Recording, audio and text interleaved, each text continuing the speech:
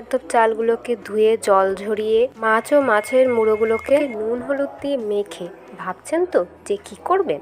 তাহলে কড়াইতে তেল গরম করতে বসিয়ে তারপরেই শুরু হয়ে যাবে আমাদের ভাজাভাজির পালা। মাছগুলোকে ভালো করে এপিঠ ওপিঠ করে লাল করে ভেজে নিই। অনেকে চাইলে শুধু মুড়োগুলোকেও ভাজতে পারেন। আমি দুটো মাছও তার সাথে দিয়ে দিয়েছি, কারণ অনেক মুড়িঘণ্টে মাথাগুলো এত ভেঙে যায় অনেক সময় যে মাছগুলোই খুঁজে পাওয়া যায় না।